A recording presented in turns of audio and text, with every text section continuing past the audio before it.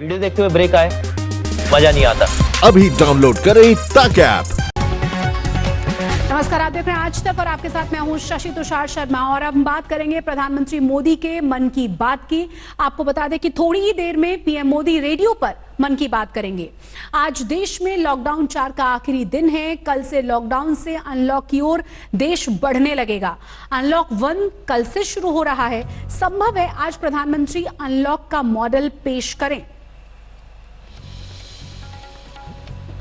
तो अब से कुछ ही देर बाद प्रधानमंत्री नरेंद्र मोदी मन की बात करने जा रहे हैं। और आपको बता दें कि इससे पहले भी कल उन्होंने ऑडियो संदेश के जरिए तमाम बातें देश के सामने रखी थी, जिसमें आत्मनिर्भरता के साथ साथ क्या सरकार ने काम किया है उसके बारे में भी जिक्र किया था।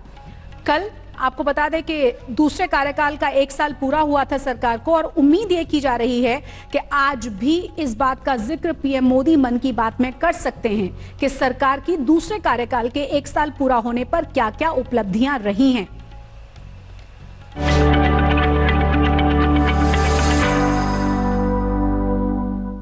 मेरे प्यारे देशवासियों, नमस्कार।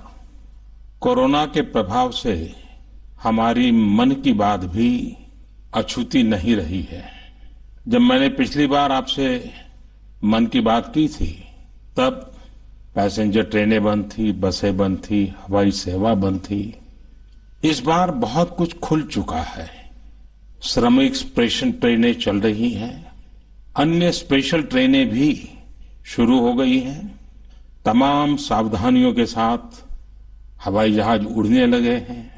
धीरे धीरे उद्योग भी चलना शुरू हुआ है, यानी अर्थव्यवस्था का एक बड़ा हिस्सा अब चल पड़ा है, खुल गया है। ऐसे में हमें और ज्यादा सतर्क रहने की आवश्यकता है।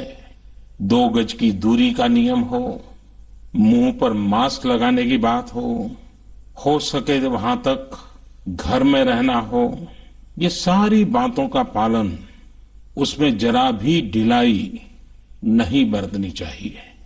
देश में सबके सामूहिक प्रयासों से कोरोना के खिलाफ लड़ाई बहुत मजबूती से लड़ी जा रही है। जब हम दुनिया की तरफ देखते हैं तो हमें अनुभव होता है कि वास्तव में भारतवासियों की उपलब्धि कितनी बड़ी है। हमारी जनसंख्या ज्यादातर देशों से कई गुना ज्यादा है। हमारे देश में चुनौतियां भी भिन्न प्रकार की हैं, लेकिन फिर भी हमारे देश में कोरोना उतनी तेजी से नहीं फैल पाया जितना दुनिया के अन्य देशों में फैला। कोरोना से होने वाली मृत्यु दर भी हमारे देश में काफी कम है। जो नुकसान हुआ है उसका दुख हम सबको है, लेकिन जो कुछ भी हम बचा पाए हैं वो निश्चित तौर पर देश की सामूहिक संकल्प शक्ति का ही परिणाम है। इतने बड़े देश में हर एक देशवासी ने खुद इस लड़ाई को लड़ने की ठानी है। ये पूरी मुहिम पीपल ड्रिवन है। साथियों, देशवासियों की संकल्प शक्ति के साथ एक और शक्ति इस लड़ाई में हमारी सबसे बड़ी ताकत है, वो है देशवासियों की सेवा शक्ति। वास्तव में इस महामारी के समय हम भारतवासियों ने ये दिखा दिया है कि सेवा और त्याग का हमारा विचार केवल हमारा आदर्श नहीं है, बल्कि भारत की जीवन पद्धति है। और हमारे यहां तो कहा गया है, सेवा परमो धर्मः। सेवा स्वयं में सुख है, सेवा में ही संतोष है। आपने देखा होगा कि दूसरों की सेवा में लगे व्यक्ति के जीवन में कोई डिप्रेशन या तनाव कभी नहीं दिखता। उसके जीवन में, जीवन को लेकर उसके नजरिए में भरपूर आत्मविश्वास, सकारात्मकता और जीवंतता प्रतिपल नजर आती है।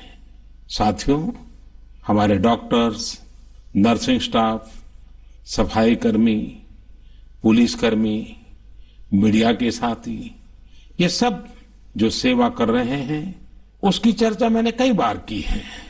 मन की बात में भी मैंने उसका जिक्र किया है। सेवा में अपना सब कुछ समर्पित कर देने वाले लोगों की संख्या अनगिनत है। ऐसे ही एक सज्जन है तमिलनाडु के सी मोहन। सी मोहन जी मदुरई में एक सैलून चलाते हैं। अपनी मेहनत की कमाई से इन्होंने अपनी बेटी की पढ़ाई के लिए 5 लाख रुपए बचाए थे, लेकिन इन्होंने ये पूरी राशि इस समय जरूरतमंदों, गरीबों की सेवा के लिए खर्च कर दी। इसी तरह अगरतला में ठेला चलाकर जीवन यापन करने वाले गौतम दास जी अपनी रोजमर्रा की कमाई की बचत में से हर रोज दाल चावल खरीदकर जरूरतमंदों को खाना खिला रहे हैं।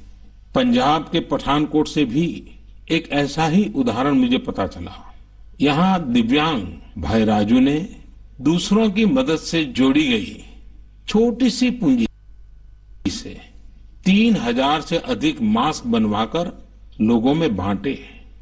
भाई राजू ने इस मुश्किल समय में करीब 100 परिवारों के लिए खाने का राशन भी जुटाया। देश के सभी इलाकों से विमेन सेल्फ हेल्प ग्रुप के परिश्रम की भी अनगिनत कहानियां इन दिनों हमारे सामने आ रही है। गांवों में, छोटे कस्बों में हमारी बहनें, बेटियां हर दिन हजारों की संख्या में मास्क बना रही हैं। तमाम सामाजिक संस्थाएं भी इस काम में इनका सहयोग कर रही हैं। साथियों, ऐसे कितने ही उदाहरण हर दिन दिखाई और सुनाई पड़ रहे हैं। कितने ही लोग खुद भी मुझे नमो ऐप और अन्य माध्यमों के जरिए अपने प्रयासों के बारे में बता रहे हैं। कई बार समय की कमी के चलते मैं बहुत से लोगों का, बहुत से संगठनों का, बहुत सी संस्थाओं का नाम नहीं ले पाता हूं। सेवा भाव से लोगों की मदद कर रहे ऐसे सभी लोगों की मैं प्रशंसा करता हूं, उनका आदर करता हूं, उनका तहे दिल से अभिनंदन करता हूं। मेरे प्यारे देशवासियों, एक और बात जो मेरे मन को छू गई है वो है संकट की इस घड़ी में इनोवेशन। तमाम देशवासी गांवों से लेकर शहरों तक, हमारे छोटे व्यापारियों से लेकर स्टार्टअप तक, हमारी लैब्स कोरोना के खिलाफ लड़ाई में नए नए तरीके इजाद कर रहे हैं, नए नए इनोवेशन कर रहे हैं। जैसे नासिक के राजेंद्र यादव का उदाहरण बहुत दिलचस्प है। राजेंद्र जी नासिक में सतना गांव के किसान हैं। अपने गांव को कोरोना संक्रमण से बचाने के लिए उन्होंने अपने ट्रैक्टर से जोड़कर एक सैनिटाइजेशन मशीन बना ली है और ये इनोवेटिव मशीन बहुत प्रभावी तरीके से काम कर रही है। इसी तरह मैं सोशल मीडिया में कई तस्वीरें देख रहा था। कई दुकानदारों ने 2 गज की दूरी के लिए दुकान में बड़े पाइपलाइन लगा लिए हैं, जिसमें एक छोर से वो ऊपर से सामान डालते हैं और दूसरी छोर से ग्राहक अपना सामान ले लेते हैं। इस दौरान पढ़ाई के क्षेत्र में भी कई अलग अलग इनोवेशन शिक्षकों और छात्रों ने मिलकर किए हैं। ऑनलाइन क्लासेस, वीडियो क्लासेस, उसको भी अलग अलग तरीकों से इनोवेट किया जा रहा है। कोरोना की वैक्सीन पर हमारी लैब्स में जो काम हो रहा है उस पर तो दुनिया भर की नजर है और हम सबकी आशा भी। किसी भी परिस्थिति को बदलने के लिए इच्छा शक्ति के साथ ही बहुत कुछ इनोवेशन पर भी निर्भर करता है। हजारों सालों की मानव जात की यात्रा लगातार इनोवेशन से ही इतने आधुनिक दौर में पहुंची है। इसलिए इस महामारी पर जीत के लिए हमारी ये विशेष इनोवेशंस भी बहुत बड़ा आधार है। साथियों, कोरोना के खिलाफ लड़ाई का यह रास्ता लंबा है। एक ऐसी आपदा जिसका पूरी दुनिया के पास कोई इलाज ही नहीं है, जिसका कोई पहले का अनुभव भी नहीं है, तो ऐसे में नई नई चुनौतियां और उसके कारण परेशानियां हम अनुभव भी कर रहे हैं। ये दुनिया के हर कोरोना प्रभावित देश में हो रहा है और इसलिए भारत भी इससे अछूता नहीं है।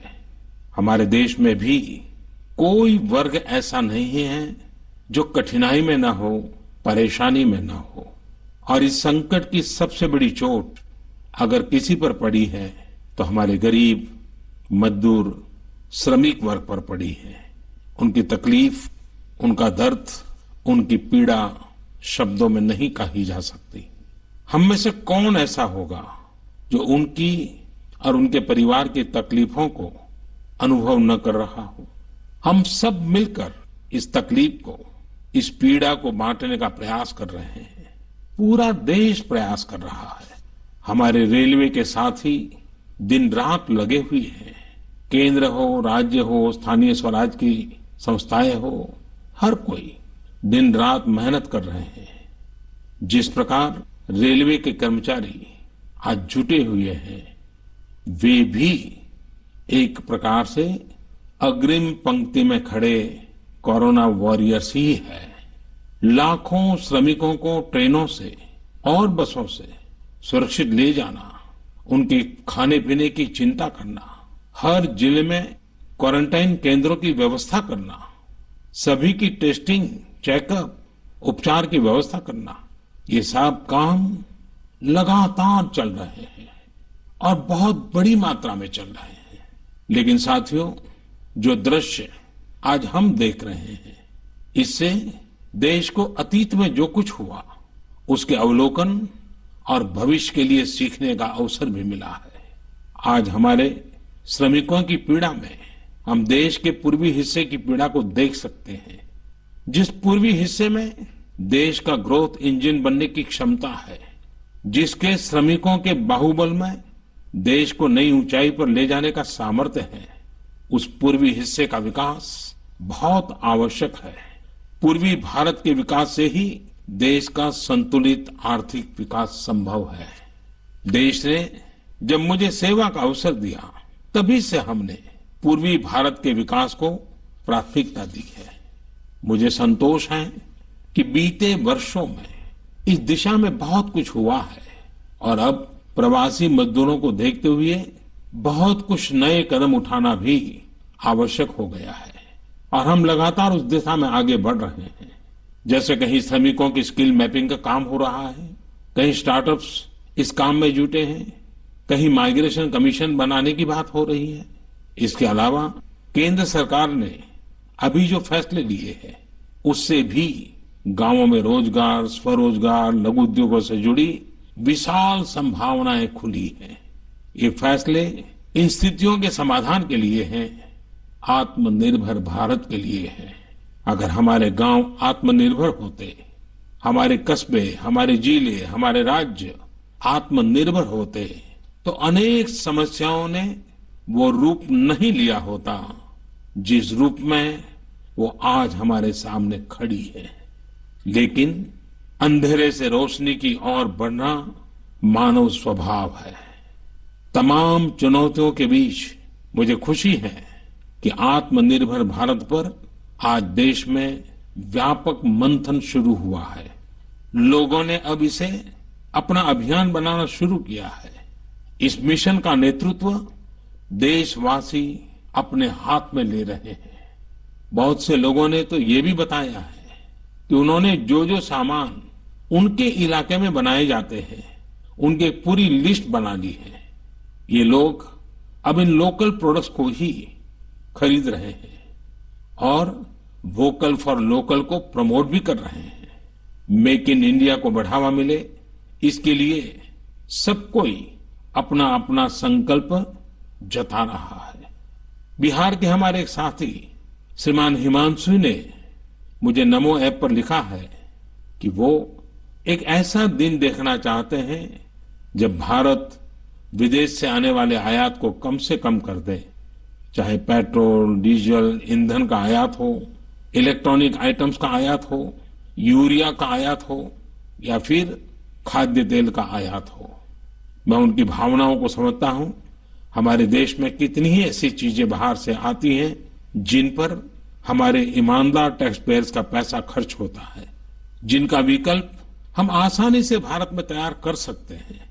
असम के सुदीप ने मुझे लिखा है कि वो महिलाओं के बनाए हुए लोकल बैम्बू प्रोडक्ट्स का व्यापार करते हैं और उन्होंने तय किया है कि आने वाले 2 वर्ष में वे अपने बैम्बू प्रोडक्ट को एक ग्लोबल ब्रांड बनाएंगे।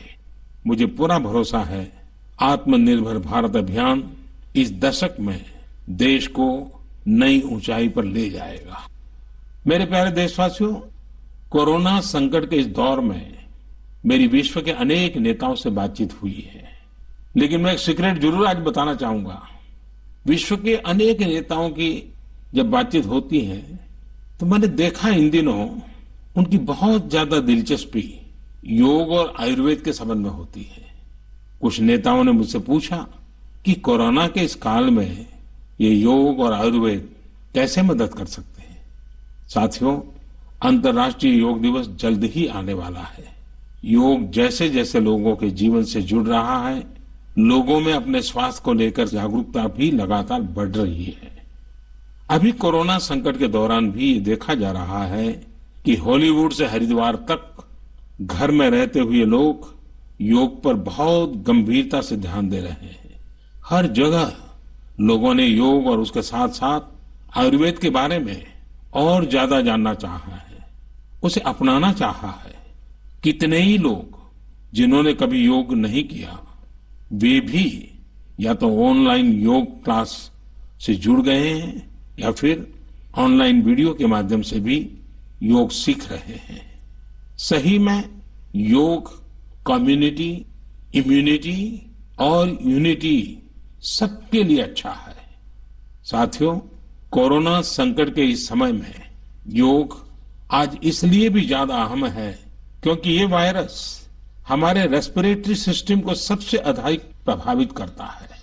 योग में तो रेस्पिरेटरी सिस्टम को मजबूत करने वाले कई तरह के प्राणायाम है, जिनका असर हम लंबे समय से देखते आ रहे हैं।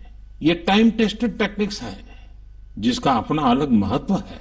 कपालभाति और अनुलोम विलोम प्राणायाम से अधिकतर लोग परिचित होंगे, लेकिन भस्त्रिका, शीतली, भ्रामरी जैसे कई प्राणायाम के प्रकार है, जिसके अनेक लाभ भी है।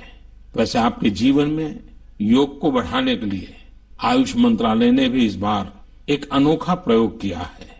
आयुष मंत्रालय ने माई लाइफ माई योग नाम से अंतर्राष्ट्रीय वीडियो ब्लॉग उसकी प्रतियोगिता शुरू की है।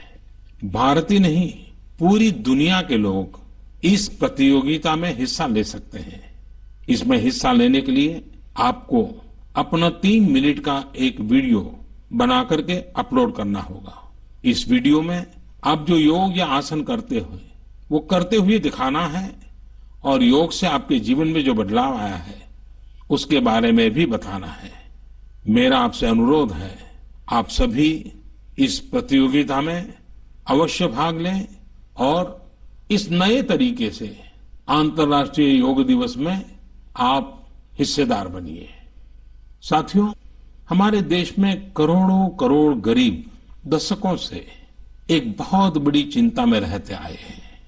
अगर बीमार पड़ गए तो क्या होगा? अपना इलाज कराएं या फिर परिवार के लिए रोटी की चिंता करें? इस तकलीफ को समझते हुए इस चिंता को दूर करने के लिए ही करीब 1.5 साल पहले आयुष्मान भारत योजना शुरू की गई थी। कुछ ही दिन पहले आयुष्मान भारत के लाभार्थियों की संख्या 1 करोड़ के पार हो गई है। 1 करोड़ से ज्यादा मरीज मतलब देश के 1 करोड़ से अधिक परिवारों की सेवा हुई है। 1 करोड़ से ज्यादा मरीज का मतलब क्या होता है मालूम है? 1 करोड़ से ज्यादा मरीज मतलब नॉर्वे जैसा देश, सिंगापुर जैसा देश, उसकी जो टोटल जनसंख्या है उससे 2 गुना लोगों को मुफ्त में इलाज दिया गया है। अगर गरीबों को अस्पताल में भर्ती होने के बाद इलाज के लिए पैसे देने पड़ते, इनका मुफ्त इलाज नहीं हुआ होता, तो उन्हें एक मोटा मोटा अंदाज है करीब करीब 14,000 करोड़ रुपए से भी ज्यादा अपनी जेब से खर्च करने पड़ते हैं। आयुष्मान भारत योजना ने गरीबों के पैसे खर्च होने से बचाए हैं। मैं आयुष्मान भारत के सभी लाभार्थियों के साथ साथ मरीजों का उपचार करने वाले सभी डॉक्टरों, नर्सेज और मेडिकल स्टाफ को भी बधाई देता हूं। आयुष्मान भारत योजना के साथ एक बहुत बड़ी विशेषता पोर्टेबिलिटी की सुविधा भी है। पोर्टेबिलिटी ने देश को एकता के रंग में रंगने में भी मदद की है। यानी बिहार का कोई गरीब अगर चाहे तो उसे कर्नाटका में भी वही सुविधा मिलेगी जो उसे अपने राज्य में मिलती। इसी तरह महाराष्ट्र का कोई गरीब चाहे तो उसे इलाज की वही सुविधा तमिलनाडु में मिलती। इस योजना के कारण किसी क्षेत्र में जहां स्वास्थ्य की व्यवस्था कमजोर है, वहां के गरीब को देश के किसी भी कोने में उत्तम इलाज कराने की सहूलियत मिलती है। साथियों, आप ये जानकर हैरान रह जाएंगे कि 1 करोड़ लाभार्थियों में से 80% लाभार्थी देश के ग्रामीण इलाकों के हैं। इनमें भी करीब करीब 50% लाभार्थी हमारी माताएं, बहनें और बेटियां हैं। इन लाभार्थियों में ज्यादातर लोग ऐसी बीमारियों से पीड़ित थे जिनका इलाज सामान्य दवाओं से संभव नहीं था। इनमें से 70% लोगों की सर्जरी की गई है। आप अनुमान लगा सकते हैं कि कितनी बड़ी तकलीफों से इन लोगों को मुक्ति मिली है। मणिपुर के चुरा चांदपुर में 6 साल के बच्चे केलेनसांग, उसको भी इसी तरह आयुष्मान योजना से नया जीवन मिला है। केलेनसांग को इतनी छोटी उम्र में ब्रेन की गंभीर बीमारी हो गई। इस बच्चे के पिता दिहाड़ी मजदूर हैं और मां बुनाई का काम करती हैं। ऐसे में बच्चे का इलाज कराना बहुत कठिन हो रहा था, लेकिन आयुष्मान भारत योजना से अब उनके बेटे का मुफ्त इलाज हो गया है। कुछ इसी तरह का अनुभव पुडुचेरी की अमूर्था वल्ली जी का भी है। उनके लिए भी आयुष्मान भारत योजना संकट मोचक बनकर आई है। अमूर्था वल्ली जी के पति की हार्ट अटैक से दुखद मृत्यु हो चुकी है। उनके 27 साल के बेटे जीवा को भी हार्ट की बीमारी थी। डॉक्टर्स ने जीवा के लिए सर्जरी की सलाह दी थी, लेकिन दिहाड़ी मजदूरी करने वाले जीवा के लिए अपने खर्च से इतना बड़ा ऑपरेशन करवाना संभव ही नहीं था।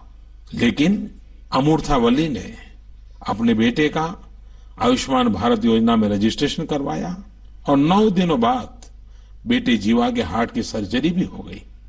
साथियों, मैंने आपको सिर्फ 3-4 घटनाओं का जिक्र किया। आयुष्मान भारत से तो ऐसी 1 करोड़ से अधिक कहानियां जुड़ी हुई है। ये कहानियां जीते जागते इंसानों की हैं। दुख तकलीफ से मुक्त हुए हमारे अपने परिवारजनों की है। आपसे मेरा आग्रह है, कभी समय मिले तो ऐसे व्यक्ति से जरूर बात करिएगा जिसने आयुष्मान भारत योजना के तहत अपना इलाज कराया हो। आप देखेंगे कि जब एक गरीब बीमारी से बाहर आता है तो उसमें गरीबी से लड़ने की भी ताकत नजर आने लगी है। और मैं हमारे देश के ईमानदार टैक्स पेयर से कहना चाहता हूं, आयुष्मान भारत योजना के तहत जिन गरीबों का मुफ्त इलाज हुआ है, उनके जीवन में जो सुख आया है, संतोष मिला है, उस पुण्य के असली हकदार आप भी हैं। हमारा ईमानदार टैक्स पेयर भी इस पुण्य का हकदार है। मेरे प्यारे देशवासियों, एक तरफ हम महामारी से लड़ रहे हैं तो दूसरी तरफ हमें हाल में पूर्वी भारत के कुछ हिस्सों में प्राकृतिक आपदा का भी सामना करना पड़ा है। पिछले कुछ हफ्तों के दौरान हमने पश्चिम बंगाल और उड़ीसा में सुपर साइक्लोन अम्फान का कहर देखा। तूफान से अनेकों घर तबाह हो गए, किसानों को भी भारी नुकसान हुआ। हालात का जायजा लेने के लिए मैं पिछले हफ्ते उड़ीसा और पश्चिम बंगाल गया था। पश्चिम बंगाल और उड़ीसा के लोगों ने जिस हिम्मत और बहादुरी के साथ हालात का सामना किया है, प्रशंसनीय है। संकट की इस घड़ी में देश भी हर तरह से वहां के लोगों के साथ खड़ा है। साथियों, एक तरफ जहां पूर्वी भारत तूफान से आई आपदा का सामना कर रहा है, वहीं दूसरी तरफ देश के कई हिस्से टिड्डियों या लोकस्ट के हमले से प्रभावित हुए हैं। इन हमलों ने फिर हमें याद दिलाया है कि ये छोटा सा जीव कितना नुकसान करता है। टिड्डी दल का हमला कई दिनों तक चलता है, बहुत बड़े क्षेत्र पर इसका प्रभाव पड़ता है। भारत सरकार हो, राज्य सरकार हो, कृषि विभाग हो, प्रशासन भी इस संकट के नुकसान से बचने के लिए, किसानों की मदद करने के लिए आधुनिक संसाधनों का भी उपयोग कर रहा है, नए नए आविष्कार की तरफ भी ध्यान दे रहा है। और मुझे विश्वास है कि हम सब मिलकर के हमारे कृषि क्षेत्र पर ये जो संकट आया है उससे भी लोहा लेंगे, बहुत कुछ बचा लेंगे। मेरे प्यारे देशवासियों, कुछ दिन बाद ही 5 जून को पूरी दुनिया विश्व पर्यावरण दिवस मनाएगी। विश्व पर्यावरण दिवस पर इस साल की थीम है बायोडायवर्सिटी, यानी जैव विविधता। वर्तमान परिस्थितियों में यह थीम विशेष रूप से महत्वपूर्ण है। लॉकडाउन के दौरान पिछले कुछ हफ्तों में जीवन की रफ्तार थोड़ी धीमी जरूर हुई है, लेकिन इससे हमें अपने आसपास प्रकृति की समृद्ध विविधता को, जैव विविधता को करीब से देखने का अवसर भी मिला है। आज कितने ही ऐसे पक्षी जो प्रदूषण और शोर शराबे में ओझल हो गए थे, सालों बाद उनकी आवाज को लोग अपने घरों में सुन रहे हैं। अनेक जगहों से जानवरों के उन्मुक्त विचरण की खबरें भी आ रही हैं। मेरी तरह आपने भी सोशल मीडिया में जरूर इन बातों को देखा होगा, पढ़ा होगा। बहुत लोग कह रहे हैं, लिख रहे हैं, तस्वीरें साझा कर रहे हैं कि वो अपने घर से दूर दूर पहाड़ियां देख पा रहे हैं, दूर दूर जलती हुई रोशनी देख रहे हैं। इन तस्वीरों को देखकर कई लोगों के मन में ये संकल्प उठा होगा, क्या हम उन दृश्यों को ऐसे ही बना रख सकते हैं? इन तस्वीरों ने लोगों को प्रकृति के लिए कुछ करने की प्रेरणा भी दी है। नदियां सदा स्वच्छ रहें, पशु पक्षियों को भी खुलकर जीने का हक मिले, आसमान भी साफ सुथरा हो, इसके लिए हम प्रकृति के साथ तालमेल बिठाकर जीवन जीने की प्रेरणा ले सकते हैं। मेरे प्यारे देशवासियों, हम बार बार सुनते हैं जल है तो जीवन है, जल है तो कल है, लेकिन जल के साथ हमारी जिम्मेवारी भी है। वर्षा का पानी, बारिश का पानी, ये हमें बचाना है, एक एक बूंद को बचाना है। गांव गांव वर्षा के पानी को हम कैसे बचाएं? परंपरागत बहुत सरल उपाय हैं। उन सरल उपाय से भी हम पानी को रोक सकते हैं। 5 दिन 7 दिन भी अगर पानी रुका रहेगा तो धरती माँ के पास बुझाएगा, पानी फिर जमीन में जाएगा, वही जल जीवन की शक्ति बन जाएगा। और इसलिए इस वर्षा ऋतु में हम सबका प्रयास रहना चाहिए कि हम पानी को संरक्षण करें। मेरे प्यारे देशवासियों, स्वच्छ पर्यावरण सीधे हमारे जीवन, हमारे बच्चों के भविष्य का विषय है। इसलिए हमें व्यक्तिगत स्तर पर भी इसकी चिंता करनी होगी। मेरा आपसे अनुरोध है कि इस पर्यावरण दिवस पर कुछ पेड़ अवश्य लगाएं और प्रकृति की सेवा के लिए कुछ ऐसा संकल्प अवश्य लें जिससे प्रकृति के साथ आपका हर दिन का रिश्ता बना रहे। हाँ, गर्मी बढ़ रही है, इसलिए पक्षियों के लिए पानी का इंतजाम करना मत भूलिएगा। साथियों, हम सबको ये भी ध्यान रखना होगा कि इतनी कठिन तपस्या के बाद, इतनी कठिनाइयों के बाद देश ने जिस तरह हालत संभाला है उसे बिगड़ने नहीं देना है। हमें इस लड़ाई को कमजोर नहीं होने देना है।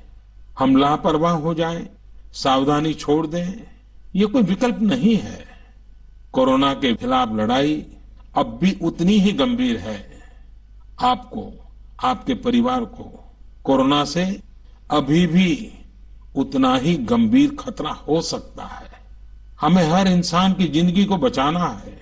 इसलिए 2 गज की दूरी, चेहरे पर मास्क, हाथों को धोना, इन सब सावधानियों का वैसे ही पालन करते रहना है जैसे अभी तक करते आए हैं। मुझे पूरा विश्वास है कि आप अपने लिए, अपनों के लिए, अपने देश के लिए ये सावधानी जरूर रखेंगे। इसी विश्वास के साथ आपके उत्तम स्वास्थ्य के लिए मेरी हार्दिक शुभकामनाएं हैं। अगले महीने फिर एक बार मन की बात अनेक नए विषयों के साथ जरूर करेंगे। धन्यवाद। नमस्कार, मैं हूं अंजना ओम कश्यप। हमें उम्मीद है ये वीडियो आपको पसंद आया होगा। लेटेस्ट खबरों के लिए यूं ही देखते रहिए आज तक, और इस वीडियो के पसंद आने पर लाइक, शेयर एंड सब्सक्राइब करना ना भूलें।